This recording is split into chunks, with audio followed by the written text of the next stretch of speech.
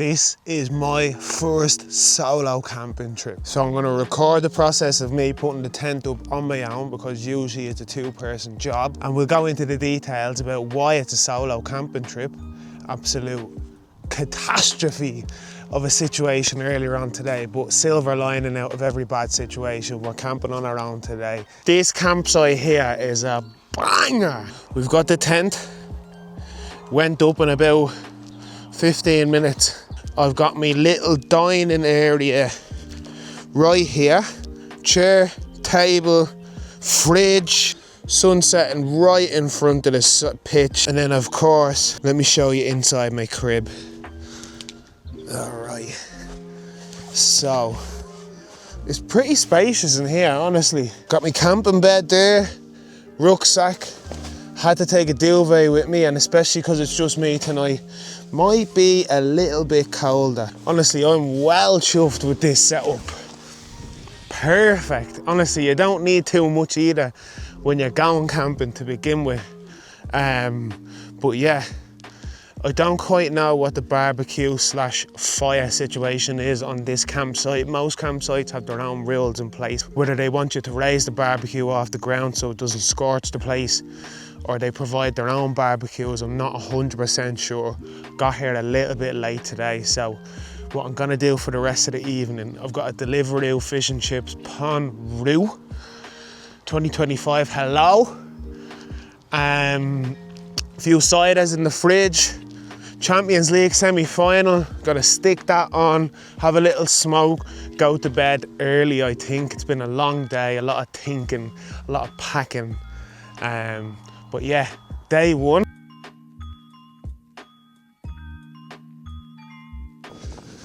What's the story? As you can tell, it's a little bit overcast today, a little bit windy. Skies are a little bit moody, to be honest with you. I'm hoping that I don't get much rain, if anything. Just got a little cup of joe on go right here with the Snow Peak burner. Had a good night's sleep. Actually, one of the best night's sleep I've had in fucking months, to be honest. I don't know why or how, but she was a cracker. Oh yes. Maybe the most important thing when you go camping.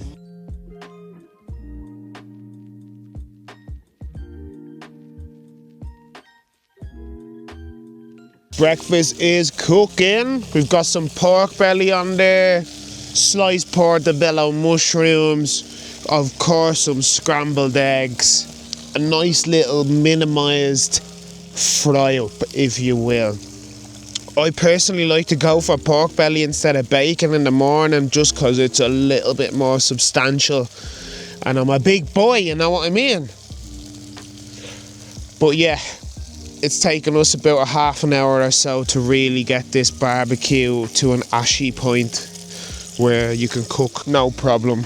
Shout out to Emily for the pots and pans. They're absolutely sick, doing bits for me here. We are in Somerset, which is cider country, which is why I decided to come to Somerset this week for 4 nights. Long story short, I was supposed to be going to a music festival in Valencia this weekend with Emily and our mates Archie and Ruby.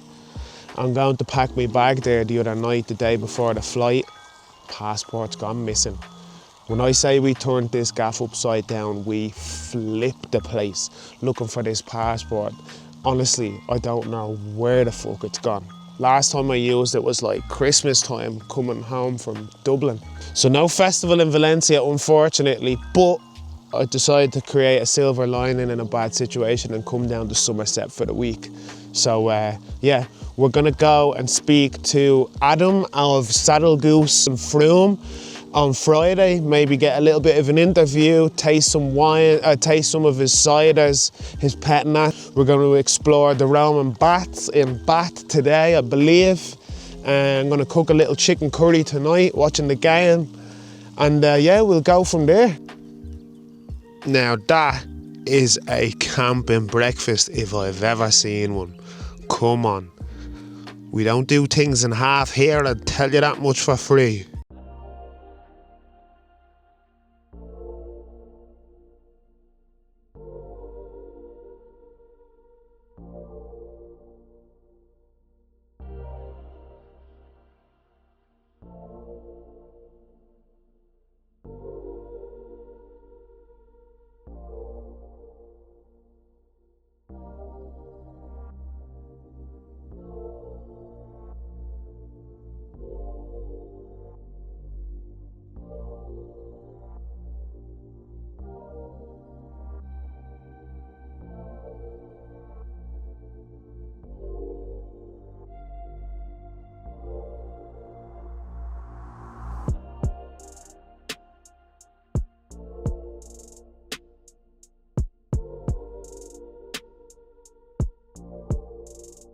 Welcome back to the site. I've had a nice little day out in Bath today, or Bath, as you British boys and girls pronounce it.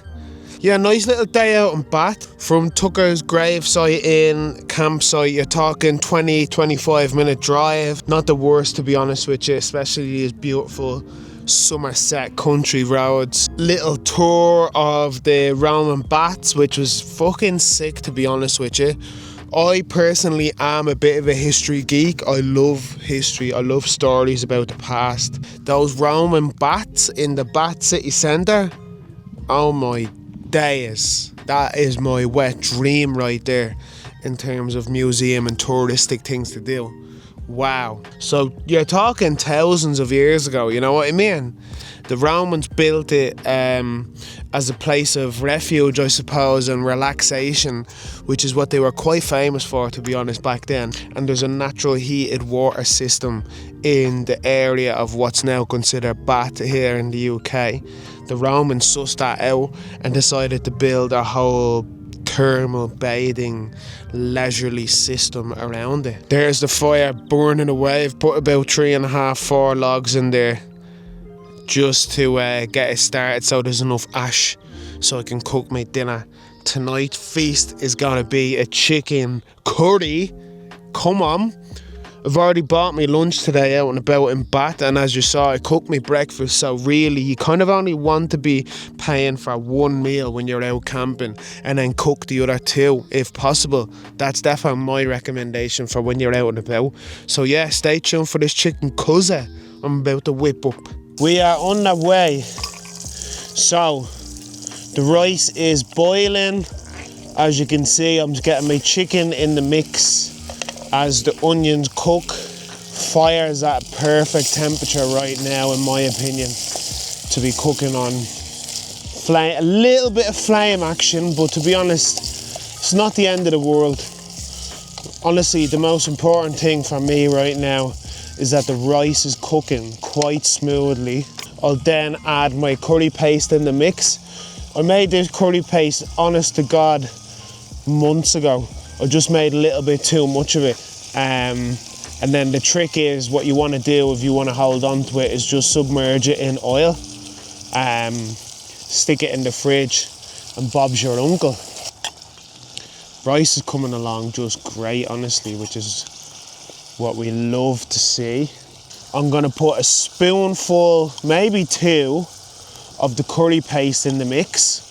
And I've got a little carton of coconut milk or coconut cream as well. So we'll get the curry paste in there just to really get it seasoned and tasting and looking like a legit curry.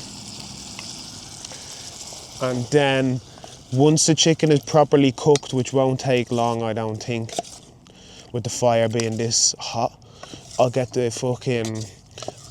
the coconut milk in the mix, and bosh, we'll be very close to a chicken cuzza. So she's coming along just fine. Rice looks great, not far off.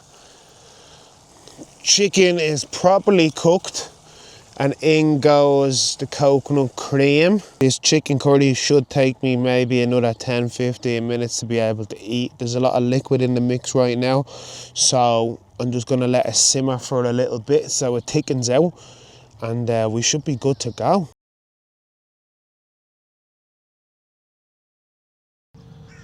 And dinner, my friends, is served. Chicken curry. This one took about 45 minutes max. I've got loads of leftovers. I'm dying to get stuck into this. Serious dinner, this. Banging. Super simple and straightforward. As I said, I recommend the best shout if you want to do a curry when you're camping is to make the curry paste at home. So then all you need to do is cook your veg and your meat if you're having either. Definitely have veg if you're not having meat. Cook them off, get the paste in the mix, water it down with some coconut milk, and you're absolutely flying. Interesting this, camping on your own. I'm having a good time, you know. Really interesting, unique experience that I've never had before when it comes to camping, being on your own. You don't have people to lean back on and shoot the shit with, which is probably the biggest downfall. But in hindsight, this has given me a whole load of time to be introspective and to think about life and my future. I don't think it's a bad thing that we should be spending time on our own. I just had a lovely interaction with a man called Ray over in the communal washing up area. Must be 50, 60 odd, this guy. Asked me was I camping on my own, then asked how cold I was. And he was telling me about how him and his wife had a campsite in France. Back in 2001 they bought it for about 110 grand or so. And yeah, I was absolutely melting into his hands because that is a dream of Emily and I's. I reckon if you stay tuned to this channel and stay linked up with me and up to date with all the content, hopefully in the next 2 to 5 years you'll be seeing the process of Emily and myself putting together a campsite, whether that's in the UK or in Europe. But you're here to hear first. We're gathering data, we're researching and developing ideas, just like what I am doing this weekend. So definitely keep your eyes peeled for that, although it might be a few years, to be honest with you. Getting a little bit cold here. I'm going to watch the rest of this Chelsea game, then I'm going to go to bed. So I'll catch you in the morning. Peace.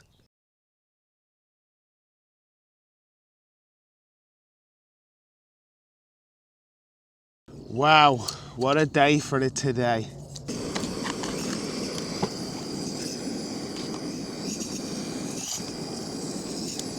We're slicing through strawberries and we are going through today's game plan.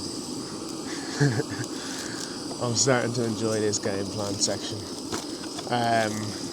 So yeah, as I mentioned earlier on in the video, today's plan is to go into Frome to go meet my guy Adam of Saddle Goose. I've already been chatting to him. Their tap room is like just slightly out of the town centre, but not a far walk at all. So we're going to rock up there for about 3 o'clock or so, get properly introduced with him. Coffee's coming. Yeah, get properly introduced with him. Obviously try a load of bits and pieces. Have a chat with him on camera as well as off camera, so you guys have a better understanding of the kind of legend he is. And I'm told there's a wine bar next door as well, so you best believe we gonna be in there. So yeah, I'm not gonna be driving today, which is a nice change, to be honest. But bosh, talk about getting your 5 a day. I mean, to be honest, there's only 2 in this video, but what a way to start your day. The sun is glistening. No better weather. Honestly, couldn't have dreamt for sunshine like this. I believe it's raining over in Valencia at the festival that I'm not at, so, you know, moral high ground and all of that. I've got a few hours to burn really until I head out to see Adam at Saddle Goose in Frome. So I've got my bed out here, as you can tell. Duvet is now a pillow. And I'm going to just sit and chill and reboot my Substack. So obviously you seen last week's video where I was talking about the social cleanse, getting off social media. And that's still prevalent to this day. I don't really feel any need or want or desire to tap back into Instagram or TikTok at the moment, but I'm still creating content for YouTube for you guys and gals. And I need an alternative method to promote the channel. And in all honesty, a more direct route of contact for my followers and the community that I'm creating here at Natural Swill. And I feel like Substack is probably one of the best forms of communication between creator and follower. And as a result can easily create a natural community. So as you can tell right here on screen, this is what my Substack is looking like. I've probably put it down for about 2 years or so. I fucking love the concept of Substack, and obviously I was onto something when I started my account 2 or 3 years ago. Of course, subscribe to the YouTube channel, subscribe to my Substack channel, stay up to date with all the information I've got going on both channels. It's going to be consisting of camping, outdoor walks, natural wine and cider reviews, natural wine and cider journeys where we visit winemakers and cider makers, a bit of self-reflection on what it means to be a creator and also what it means to live life in this weird futuristic world, especially as a man as well, a man of colour from a western white country. Absolute mouthful, but yeah, subscribe to the channel. Stay tuned as always.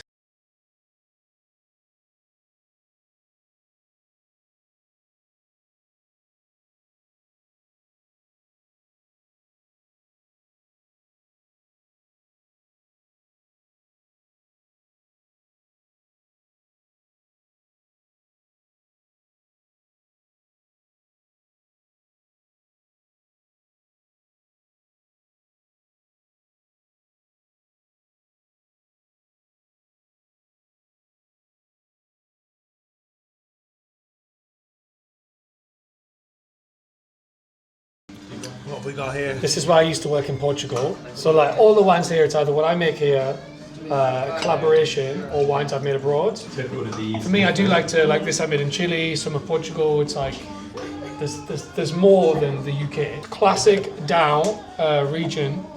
Some of them are modern vineyards now. You get single varieties, but in Dow traditionally, in a lot of Portugal, it's blends. So this has got about 12 to 14 different varieties in it. 3 different fields, but they're all field blends. So each field might have 6 or might have 10, and they're all like planted and mixed in together. It's not just lines of the same vines. Okay, yeah. It's like the old school original way of doing like biodiversity, and because back then, so Portugal is still like they drink more wine per capita than any other country in Europe. Like they just love it. Serious? Yeah, every family used to make their own wine, but they learned that if they plant a load of different varieties, like hundreds of years ago, like they plant loads of different grape varieties together.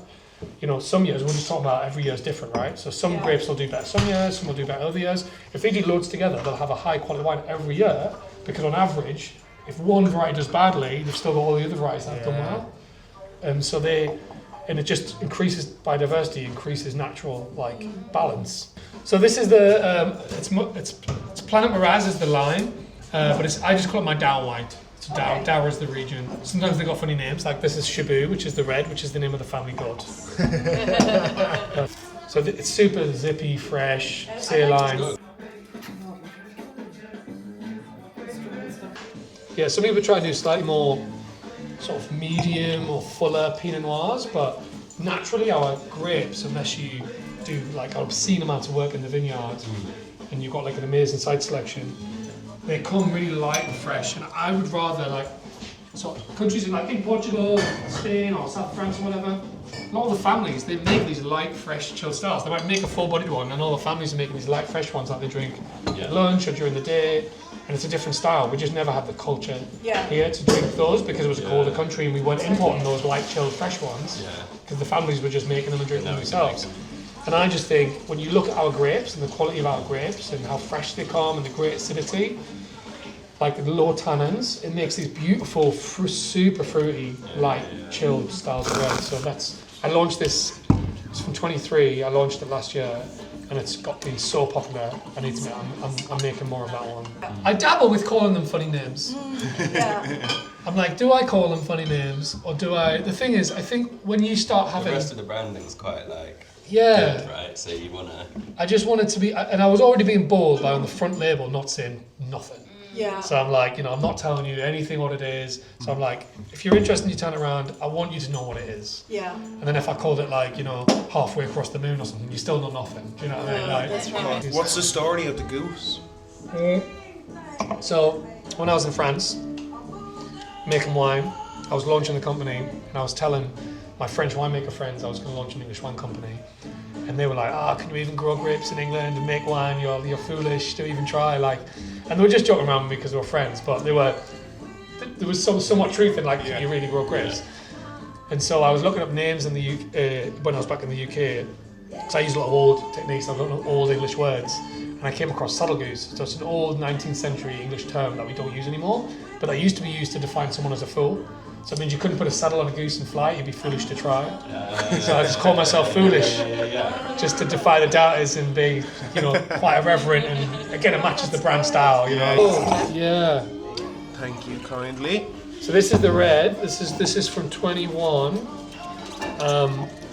Is this another one of the Portuguese ones? Yeah. So this is a 100-year-old vineyard. This is a single vineyard, and this has got about 25 different grape varieties in a single vineyard. Wow. All harvested at exactly the same time. So that's a true expression of a field blend, and that's a real taste. That's a real taste of the down, and it's still got this light freshness to it, but all sorts of flavour going on. What are your thoughts on blending versus single varieties? It's definitely fashion to do single varieties. I think some people look for varieties where they didn't know before. Now I think people do. They have certain grapes in their heads that at least they think they believe that's what they like. But for me, it's all about making the best quality wine. So I found I do quite a lot of single varieties, but just because the expression of them's worked really well. But actually in the cellar, I've got a new sparkling that's a blend of Solaris and Bacchus. Wow. For me, it's single varieties can sometimes be a beautiful expression of a single grape, and if it tastes great, you don't need to blend it. But if you can improve it by blending, blend it. When are you going to start your harvest, do you reckon? It's been late last 2 years. Has it? It's it can be mid-September, but it's last couple of years it's been first few weeks of October to end of October. I received some grapes in November last year, so we needed all summer just to ripen it, and there were pretty shit grapes. It wasn't a good year for anything last year.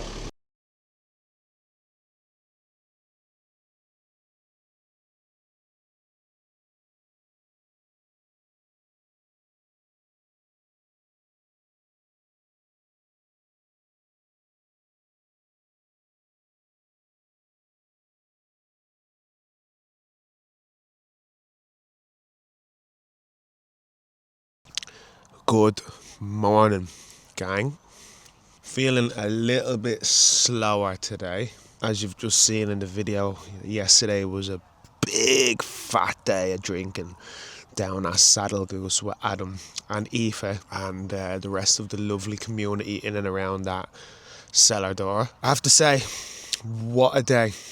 Honestly, quite similar to when I was driving down here to come camping on my own. I wouldn't go as far to say I was feeling nervous when I was going there, but I was definitely a little bit anxious, just again, fear of the unknown.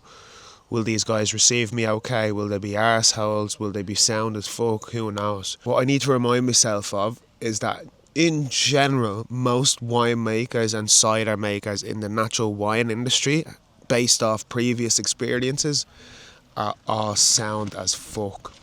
Very warm, very welcoming.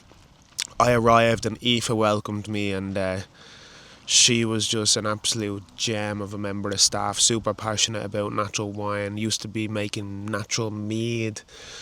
At some point in the future, I imagine she'll get back into that, and hopefully we get a bottle or two to try for you guys here on the channel. So Aoife welcomed me, started off trying some of their wines straight away. And Adam rocked up then with little Hobnob. I think that's the name of the dog, Hobnob. And we just instantly hit it off. It's funny though, this thing that happens probably every single time I meet a winemaker. We almost instantly start getting into our philosophies of like what it means to be in the natural wine movement, what your definition of natural wine actually is, and how things are working and not working for you. And there's always a little bit of curiosity and some questions involved as well, because obviously I've done a sales role in the natural wine industry for a year last year, and Adam is a bit of a self-starter. He's delivering almost all of his wines direct to customer. Seems like he wants to go the business to customer model, which I really love, to be honest. Almost get rid of the middleman supplier, distributor, and just go direct to his customers, whether that's people in residential houses or restaurants and bars in London and Manchester, like Curb, where I got this bottle. Sometimes I forget how lovely people are and what it's built on. And, you know, we defo touched on the subject, the conversation of, you know, the direction that the natural wine movement is heading towards. And it's an interesting place, to be honest with you, because I feel like the natural wine scene is at a crossroads right now. And Adam and Aoife definitely agreed with me. I came home with 3 bottles of cider and wine. So I'll most likely bring all of them back to Manchester with me tomorrow. Maybe, just maybe, I'll have one today. But I think I'm just going to chill on the campsite for most of today, you know. I've been go since I got here on Wednesday, which has been amazing, but I feel like today is that day where I'm going to have to just have a super big chill. Now, because it's Saturday, there is a whole load more people here. Like, I had the campsite to myself for probably 3 days, Wednesday through Friday, and it was beautiful. This morning when I woke up, there's people walking past my tent to go to the toilet for a shortcut. I've got next door neighbours, which I don't actually mind, to be honest with you. I don't mind having next door neighbours, but I just, again, this is a bit of a research and development trip for Emily and myself. Emily's obviously not here, but I'm doing the work this time around. Figuring out, obviously I'm on holiday and I'm having a break away from life, and, you know, I'm going to have a busy week ahead of me next week with work, but I'm kind of sussing out what we do and don't like about campsites, whether that's in Europe or here in the UK. And one thing that I would recommend, or that we're definitely going to have a part of our campsite, is keeping each site separate from the next one. Even if it's shrubs and bushes and trees that separate in each one, I just feel like that is very necessary. You know, when people are away on holidays or doing whatever they're doing, going camping, from my point of view, privacy is key. Don't get me wrong, we can still have communal spaces, like with bonfires every night, and, like, you know, a HQ for music and people to meet, and maybe a tap room for the fruit wines. But I feel like when it comes to the pitches, they should definitely be all separate. On a positive note, Tucker's Grave Inn campsite has been so good to me. The staff are absolutely ace. They've been lovely, friendly. The toilet facilities across the way are exactly what I'd want to see in a campsite, quite European style, to be honest with you. You go in, on the left hand side there's 5 toilets, on the right hand side there's 5 showers, in the middle there's a load of sinks and mirrors to wash your hands and your face and brush your teeth, and outside the toilets there's a sink to wash your dishes.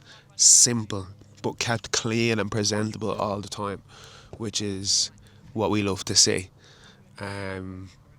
So yeah, I'm not slagging off this campsite in the slightest. I would actually highly recommend people come down here to see it. I would just recommend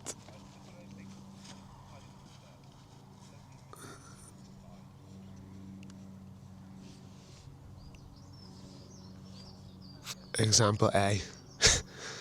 Anyway, I would just recommend separate sites for campers to be private, as you've just seen someone literally just fucking walk right through my site to go to the toilet. They could easily go the other way around, but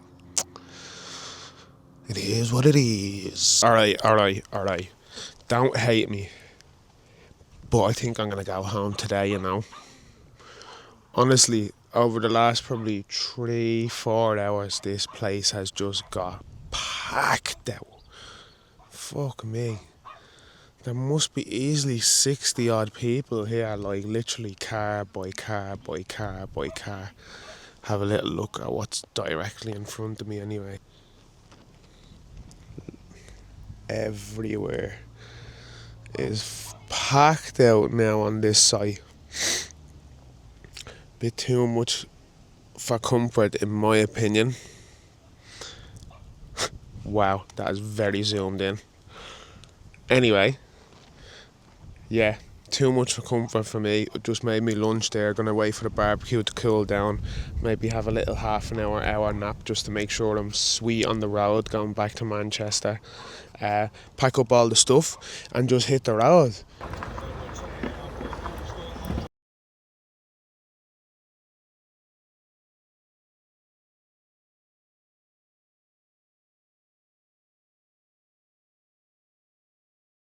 Well, folks, as you can tell, I'm back in the urban city setting. That's the end of that camping trip. We done 4 days instead of 5. There was just well too many people at that campsite by about 3 o'clock this afternoon, and a queue of cars out the fucking door for people waiting to come in as well. So I just drove myself home, listened to Talk Sport about all the football today, and now I'm back in Manchester. Gonna go and collect the cat tomorrow, and then Emily's gonna be back hopefully on Monday or Tuesday. So I hope you've enjoyed this slightly longer format style vlog. Let me know your honest opinions on how you felt throughout the vlog. Don't forget to subscribe to the channel if you're not. Like this video, leave a comment, and jump on the Substack. Gonna get her going, we are. Sláinte.